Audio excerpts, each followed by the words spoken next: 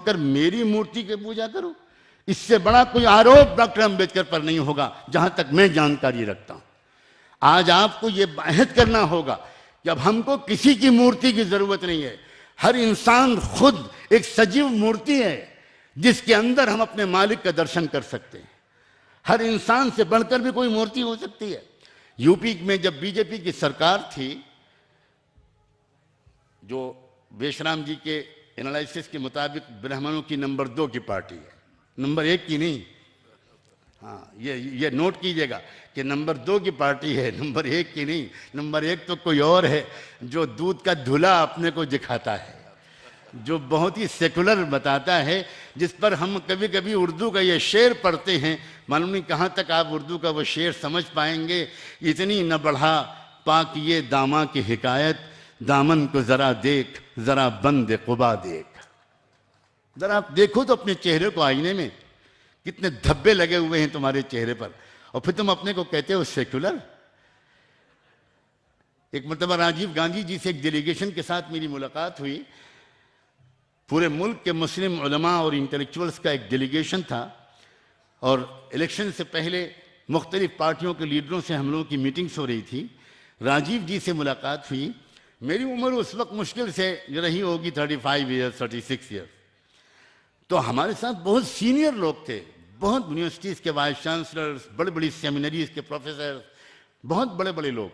लेकिन उन्होंने मुझे कहा कि भाई बातचीत की शुरुआत तुमको करनी है। तो मैंने कहा कि भाई मैं बहुत सख्त अटैक करता हूँ, इसलिए आप मुझको बातचीत की शुरुआत मत करो, वरना बातचीत तो असफल होनी ही होनी है। तो मुझसे मेरे साथ मेरे जो लीडर थे काजी मुजाहिदुल इस्लाम साहब, उन्होंने कहा क्रिकेट नहीं खेला कभी, क्रिकेट में फास्ट बॉलिंग अटैक होती है, बाउंसर्स मारे जाते हैं, इसलिए पहले हम कह रहे हैं तुम बात करो। मैंने कहा ठीक है, आप विकेट कीपर अच्छा खड़ा कीजिए और इनको हेलमेट पहना दीजिए, मैं अभी अटैक करता हूँ। फिर मैंने उसके बाद राजीव जी से क्या बात की, मैं आज आपको सुनाता हूँ। मैंने राजीव जी से कहा कि राजीव जी, मैं एकेडमिक का आदमी हूँ, मैं खालिस स्टडीज़ का आदमी हूँ, मैं रिसर्च स्कॉलर हूँ, मैं पॉलिटिक्स की पी से भी वाकिफ़ नहीं हूँ। ये लोग मुझे ले आए हैं, पता नहीं मेरी बदकिस्मती है कि आपकी बदकिस्मती है, लेकिन आप थोड़ा सा बर्दाश्त कर लीजिए। और इनका कहना है कि मैं आपसे बात करूं। मैं आपसे नहीं, मैं आपके ख़ानदान से वाकिफ़ हूं, मुझे अच्छी तरह पता है कि आप किस फैमिली को बिलोंग करते हैं। मेरे तो नाना पंडित जवाहरलाल नेहरू आपके पिताजी का बहुत ज़्यादा सम्मान करते थे। मुझे सब पता है कि आप कौन हैं, आप बताइए क्या कहना चाहते। मैंने उनसे कहा कि मैं सिर्फ ये कहने के लिए आया हूँ कि कई अच्छे काम कांग्रेस पार्टी कर चुकी है। उसने सबसे पहले 1949 में बाबरी मस्जिद में मूर्तियां रखवाईं, बहुत अच्छा काम किया कांग्रेस ने, एक अच्छा काम वो कर चुकी। उसके बाद उसने नमाज को पाबंदी लगवा दी, ये दूसरा अच्छा काम किया। तीसरा अच्छा काम ये किया कि उसने मस्जिद में ताला लगवा दिया, ये भी कांग्रेस ने अच्छा काम किया। उसके बाद उसने पूजा का कोर्ट से ऑर्डर दिलवा दिया कि मूर्ति पूजा होगी, नमाज नहीं होगी, ये चौथा पांचवा अच्छा काम किया। और उसके बाद उसने वो वहाँ पर शिलान्यास करवा दिया मंदिर का, ये उसने एक छठा अच्छा काम किया। तो बहुत अच्छे काम कांग्रेस कर चुकी है। एक अच्छा काम बीजेपी को करने दीजिए कि वहाँ पर मंदिर बनवा दे। क्या सारे अच्छे काम आप ही करेंगे? क्या इनको स्वर्ग में नहीं जाना? रियली वो बिल्कुल ही was astonished, he was at loss to give any answer.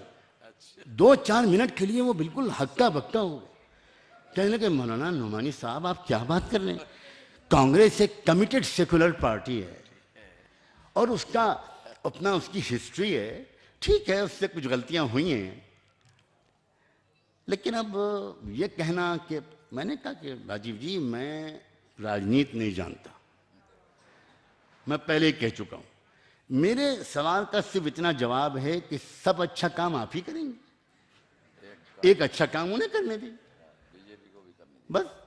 मैं तो सिर्फ ये कहने के लिए आया हूं, सब अच्छा काम कर चुके आप यकीन माने क्या धोखा हो रहा है, और ये पूरी दुनिया में हो रहा है। मैं ये बताना चाहता हूं ये खाली देश हिंदुस्तान में नहीं हो रहा, इसलिए आप अपनी हिम्मत को बढ़ाइए। ये ड्रामा है, जैसे ब्लैक मैजिक देखा करते थे हम लोग बचपन में, कि वो आया जादूगर, उसने बगल से कबूतर निकाल के दिखा दिए, मुर्गी के अंडे निकाल के दिखा दिए, और सब पब्लिक तालियां बजा रही है और बच्चे जो हैं हंस रहे हैं। होता है वो तमाशा। ये जो पार्लियामानी डेमोक्रेटिक सिस्टम है, ये एक बिल्कुल खेल है। हमेशा याद रखिए कि दो पॉलिटिकल पार्टीज बनाई जाती हैं। एक आइडियोलॉजी को लॉन्च करने के लिए कभी एक पॉलिटिकल पार्टी नहीं बनाई जाती, दो पॉलिटिकल पार्टीज बनाई जाती हैं, और दोनों एक दूसरे को खूब गालियां देती हैं, खूब बुरा भला कहती हैं, और उसका मकसद ये होता है कि पब्लिक जब एक से नाराज होगी तो दूसरे को तो लाएगी, और किसको लाएगी। तो मैं तो हमेशा कहा करता हूं कि ये जो सिस्टम है, यह है ऐसे जैसे बाटा और बीएससी, जूते बनाने वाली कंपनी को बताना था टैक्स, तो उसने एक कंपनी बनाई बाटा शू कंपनी के नाम से, और दूसरी बनाई बीएससी के नाम से, उसका शॉर्ट फॉर्म है बीएससी। उसी तरह बिल्कुल ये सिस्टम है जो चल रहा है। मेरी बात फैल न जाए, मैं असल बात कहना चाहता हूं।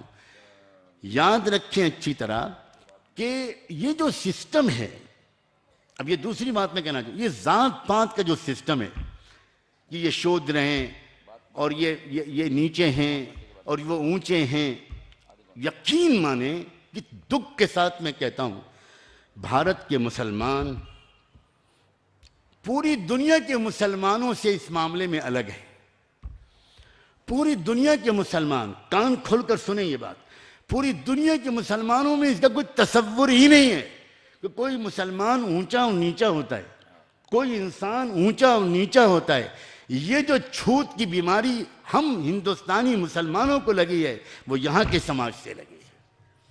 वरना आप पूरे अरब वर्ल्ड में जाएं, पूरे मिडिल ईस्ट में जाएं, मलेशिया इंडोनेशिया में जाएं, टर्की में जाएं, अफ्रीकन कंट्रीज में जाएं, पूरे अफ्रीकन कॉन्टिनेंट में जाएं, नोबडी कैन इमेजिन इट, सवाल ही पैदा नहीं होता।